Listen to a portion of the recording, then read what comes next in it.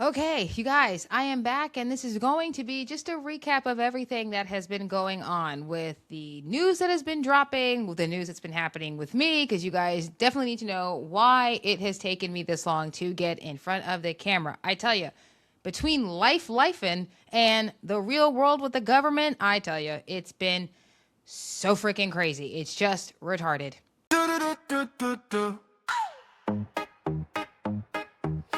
We laugh at the bill, but the numbers don't lie. Do the joke, do the mad moral financer. Financer, financer, financer, moral financer.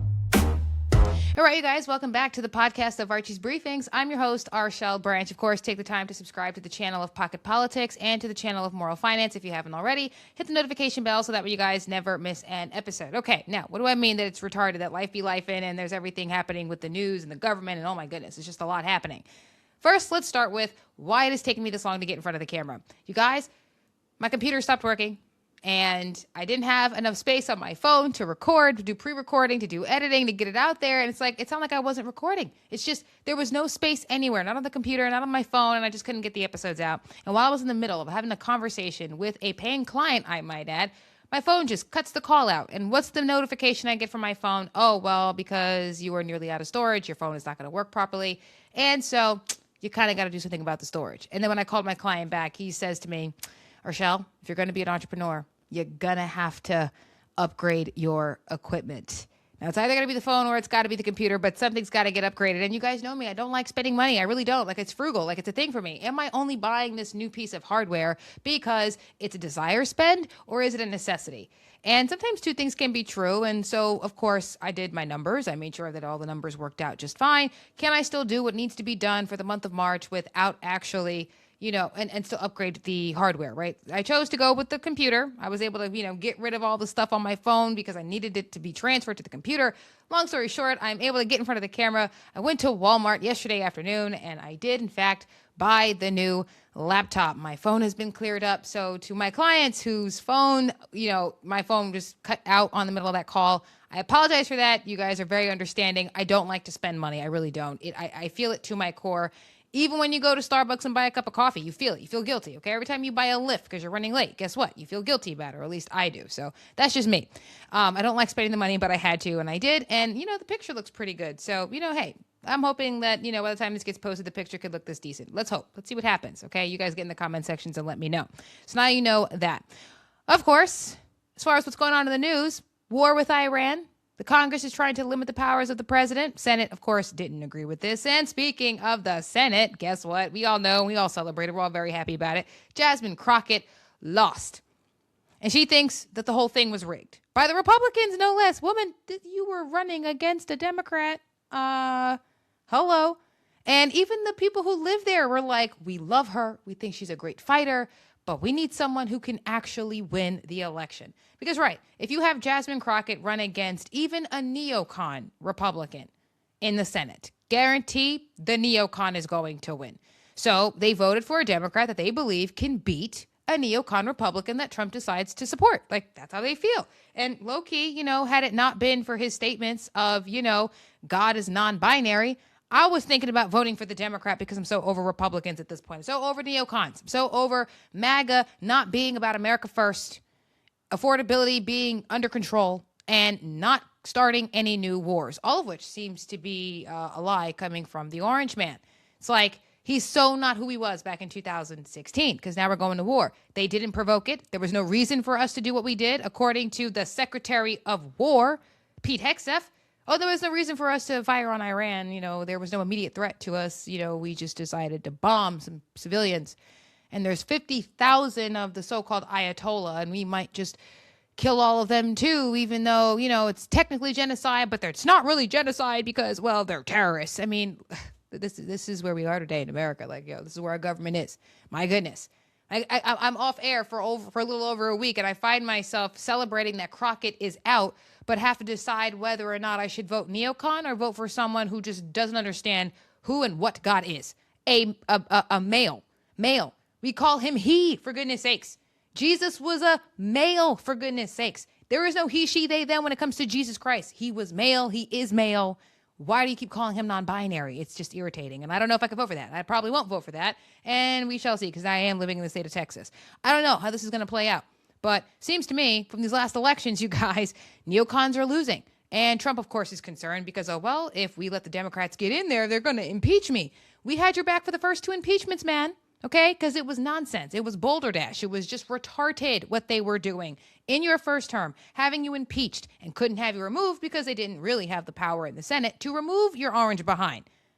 Now I'm like, yeah, nah, if they impeach you and try to remove you, it would be legit reasons, okay? You promised on the campaign trail you were not going to start any new wars, okay? I knew going in you were not a crusader, okay? The bare minimum. I was going to make money, and you were not going to start any new wars while you engage in the wars that started in previous administrations, particularly the Biden administration. Ukraine, Russia, or NATO versus Russia more accurately, right? You're getting yourself involved in wars that were here before you got back into the White House, so technically that counts, right? You can't be mad at him. He didn't start it. That's how it was. We can defend your position. I supported your tariffs, okay? I'm okay with pissing off the world if it means we're not going to be taken advantage of. This is not one of those reasons, Mr. President. Like, you guys, there's so much was happening. It's ridiculous. Okay, it's ridiculous. And I'm like, yo, and all this is happening, and my computer is just not working. It's just driving me nuts, you guys. It's driving me absolutely insane. And so while we are seeing the excitement and the salivating coming from the neocon Republicans, the rhinos like Lindsey Graham, like Mark Levin, we still out here trying to make sure we can do something about affordability, right? We still out here like, you realize people's taxes were garnished to go towards their debts, which I fully supported. But now you want Americans to go out here, bust their behinds, pay down these debts while you go out here and create more conflict around the world and exacerbate the buying power of the damn dollar that they have a hard time earning in the first place, that we as Americans have a hard time earning in the damn first place. Like, are you kidding me? I saw a clip with Marjorie Taylor Greene on Megyn Kelly, and she's like, millennials are trying to find out if they can get married, have children, and not have both parents working to their graves while giving their children over to the state because, well, there's no time for anybody to be at home with the kids. Social Security is not going to be an option for millennials. Heck, it's not even going to be an option for Gen Zers. It won't even be an option for the damn Gen Xers. It's like, what is happening here, dude? What are you doing? Like, how much more am I going to have to budget because you decided that you wanted to war with somebody who, like, you made it very clear, did not start any beef with us? Like, I'm trying to understand. It's just clear to me that everything that's been going on prior to Charlie Kirk's death, the only reason why we were not involved in a conflict with Iran is because Charlie Kirk had the ear of the president. And speaking of Charlie Kirk and the work that he was doing with Turning Point, that conflict rages on with Candace Owens. And I'm low-key just convinced that had the FBI questioned Erica Kirk, Candace probably wouldn't have been doing her investigation into the widow because they would have done it for us. It's like, you always question the widow. Why didn't you do it today? They were fighting the day before he died. They had to have a priest come over and pray over the marriage the day before he died. You telling me that's not at least a reason to question the widow? Like, what? Seriously? And, you know, after all that, you guys, after seeing everything that we've been seeing in the news with the, you know, conservatives, not even conservatives, but the Republicans, you guys, Kristi Noem gets fired, most likely because of this ridiculous hearing. And while in her hearing, she's asked about her alleged affair with Lewandowski.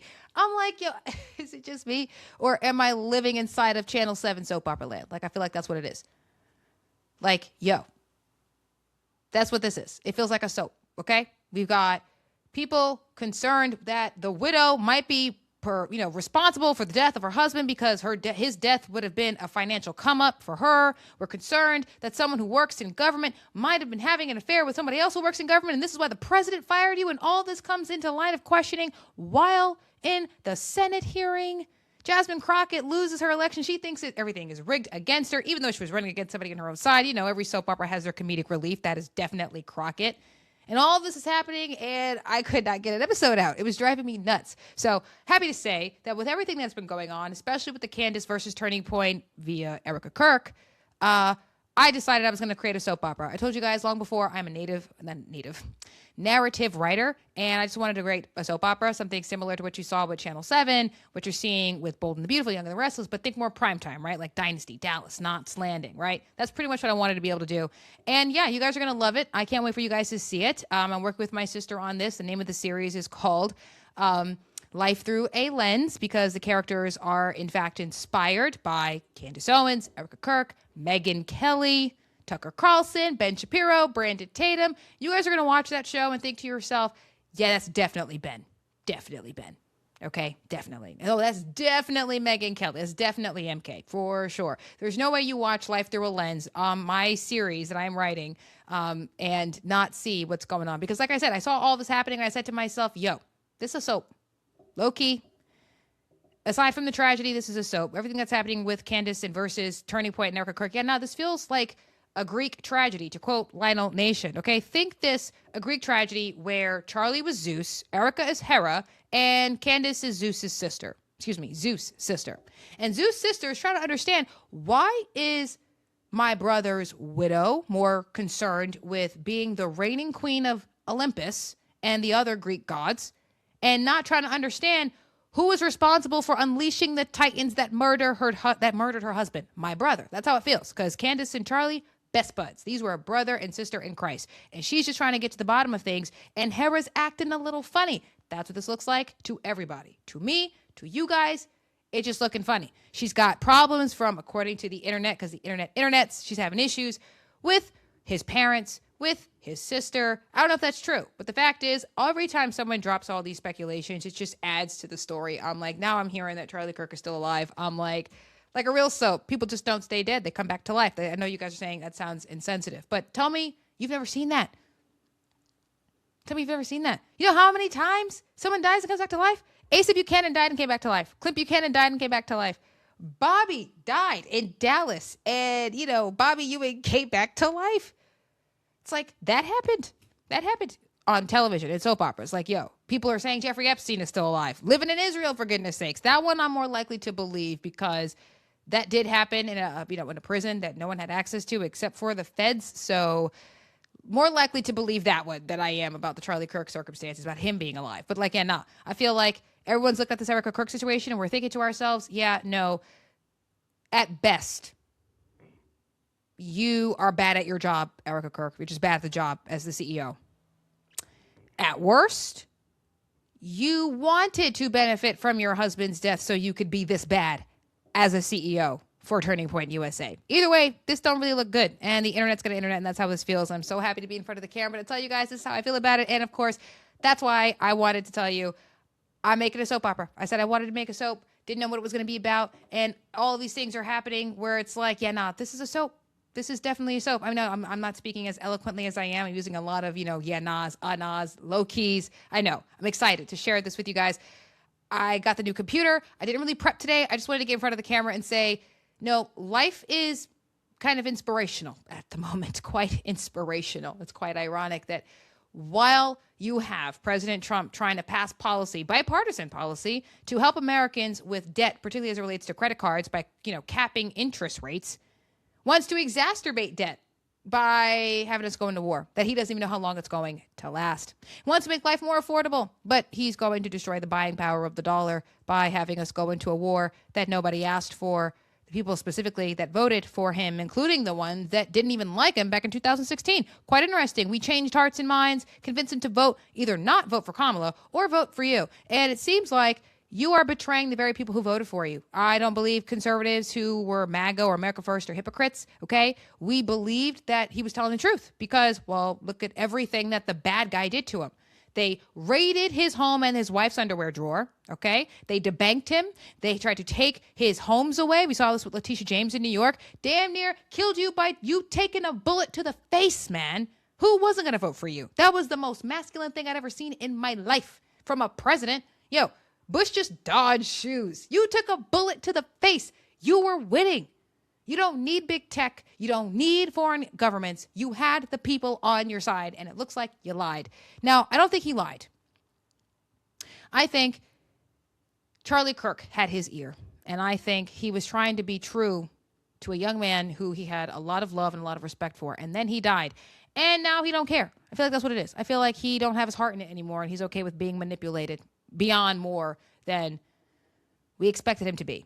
When they say that we got an issue with our politicians being puppets, I'm like, no, I think that's amazing if politicians are puppets. They just got to be our puppets, the American people's puppets. That's what the hell you're there for. Public servants. We put you there. We expect you to do right by us. And he's not doing that. And I think that's problematic. So it's just a lot, you guys. It's a lot. And I've been very inspired to just get in front of here and tell you everything that I have been doing, starting with the soap opera Life Through a Lens. I think you guys are going to love it because this is just, art imitating life. There's a lot of inspiration here, and I'm very excited to share that with you. I have a lot of other things coming out. I will save that for next week because I don't have the time to get really detailed about what it is that I have coming out for you guys next. So definitely get to the comment sections. How do you feel about the title, Life Through a Lens? Let me know if you guys are excited about a kind of primetime soap opera about everything that's going on, because listen, you gotta find a sense of humor. This is not a comedy, of course, but you got to be able to make sense out of what's going on with the world. And one way that I do it as a writer is that I put it down in a narrative. Seems to work out for me. So let me know in the comment sections how you guys feel about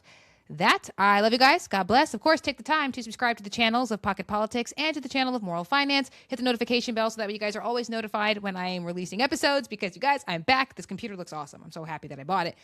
And no guilt, because low-key, it was necessary. And now I no longer got to worry about too much storage on my phone being used up because I got a place to store everything. I love you guys. God bless again. And of course, because it's me, Kepla.